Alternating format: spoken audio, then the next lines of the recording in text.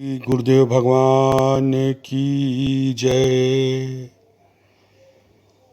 बंधुओं, जिस प्रकार निर्गुण निराकार के अन्वेषण करने वाले सिद्धांतों में विवेक और वैराग्य का महत्व होता है, जिसके द्वारा वे उपर्युक्त साधन संपत्ति को प्राप्त करके गुरु उपसदन होकर के उस परम तत्व का अन्वेषण करते हैं, उसका अधिगम करते हैं, ठीक इसी प्रकार गोस्वामी जी ने भक्ति मार्ग में श्रद्धा और विश्वास की प्रक्रिया को मूलाधार माना है और यहीं से उस महान भक्ति की प्रक्रिया का प्रारंभ माना है।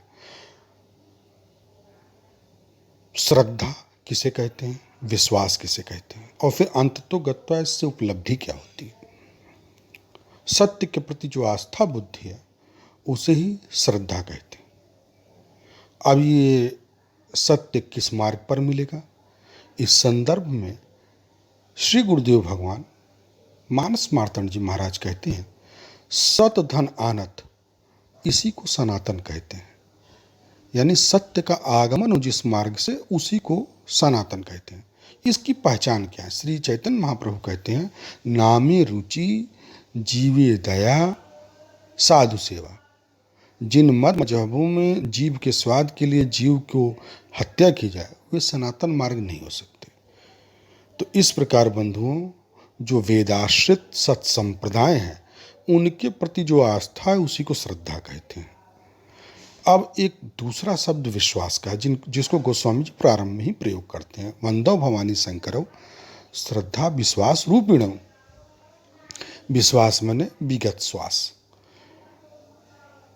विगत श्वास होने का तात्पर्य यह है कि पंच प्राणों की चंचलता का अभाव, मन की चंचलता का अभाव और वीर की चंचलता का अभाव। मन, वीर और पंच प्राणों की चंचलता का अभाव, ये तीनों एक साथ शांत होते हैं। इन तीनों का नैराश्य एक साथ होता है, तो इससे अद्भुत विश्वास की उत्पत्ति हो जाती है अपने उद्देश्य के प्रति।